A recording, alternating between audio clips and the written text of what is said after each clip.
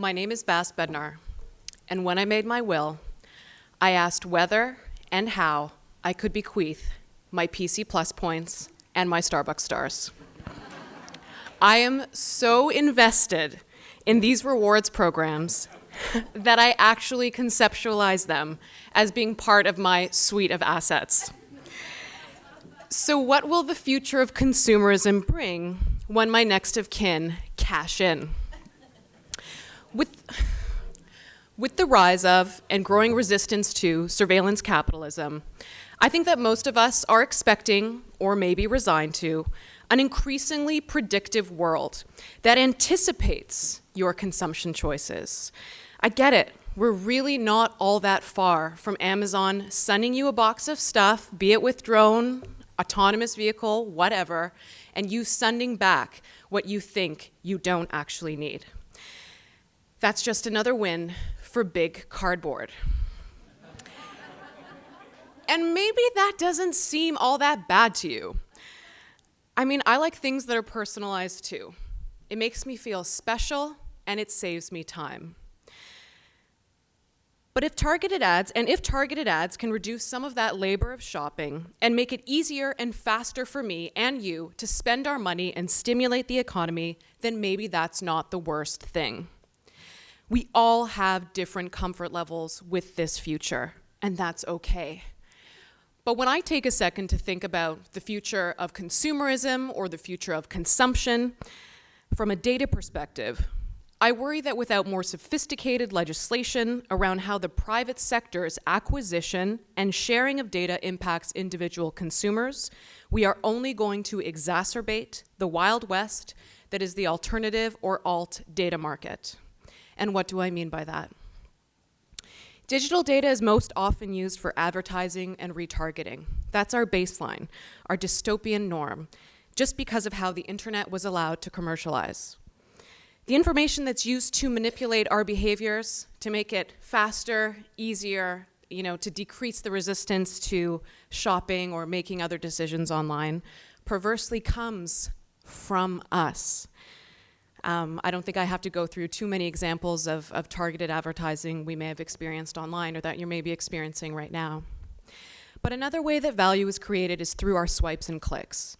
And these are from firms that offer the seductive and addictive reward, a promise of a reward. And rewards programs aren't all that new historically. I get it. Thank you, Air Miles. Also, maybe goodbye, Air Miles. But they are becoming more pervasive and sophisticated as they've digitized. And what are they really rewarding their faithful members for? Our data.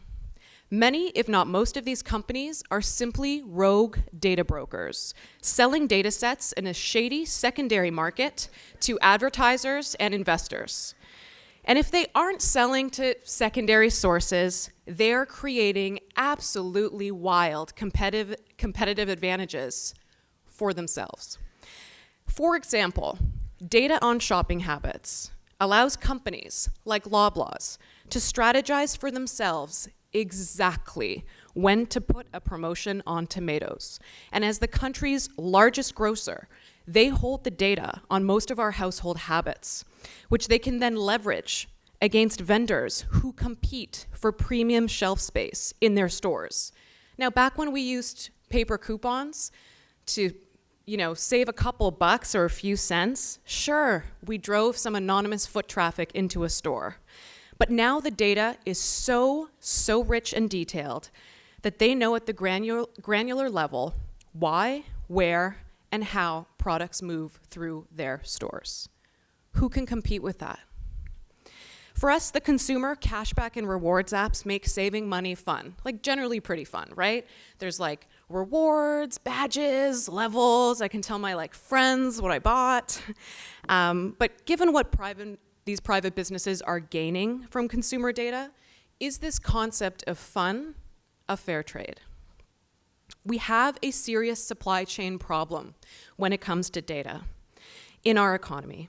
And that's partially because the Canadian data economy, our ecosystem, is basically barely regulated. which is so not fun. Our federal privacy and data protection laws are 12 years old. They were drafted before the iPhone was released in Canada, but I think after the iPod. And Ontario has not revised its largely unenforced consumer reporting legislation in something like 40 years. Not all regulators are asleep at the wheel when it comes to this. Over in California, legislators are leading the way when it comes to policy options. The state recently proposed a bill to create a public registry of data brokers. How cool is that? I think it's pretty cool. I got excited. The legislation began as an effort to help consumers exercise their rights under the California Consumer Privacy Act, including the right to opt out of the sale of their personal information. I actually called Ontario Consumer Protection to ask them, what recourse I'd have if, I found out that this Tetris app was reading all my text messages and tracking my location without, me opting into that. And they confirmed absolutely nothing. We are somehow at a point where we're comfortable with the platforms that offer us apps, applications, mobile applications, kind of self-regulating, right? We look to Google Play or the App Store. That's not going to be enough. Over in Europe, the third-party data ecosystem is actually starting to implode. Upcoming European data privacy rules restricting the use of cookies means that companies can no longer track prospective customers across the web. Implications for retailers? Perhaps. But I think we also have to ask what data we need and what data is just nice to have. It absolutely seems insane to me and many others, and hopefully you, that the data-driven economy fundamentally disadvantages the individuals that it relies on to provide the data that drives it. And sure, value can be added to these data sets when it's processed by a particular company or firm or platform. But when what we can also be talking about is the buying and selling of those data sets, give me a break. To recap, most reward programs today are basically data selling scams. A digital generation that is increasingly squeezed may be the most vulnerable to using these apps, right? What else? Maybe we're on the brink of a recession. Saving money, receiving rewards may become more tempting, lucrative, and competitive than ever before. At what cost? Without a reality check, loyalty programs are purely predatory. The greatest reward we can hope for in the future is a regulatory system, get excited, that balances the reward to private businesses and consumers. For now, what can I advise you to do? Unfortunately, it's just to read the fine print and enter into these relationships with eyes wide open.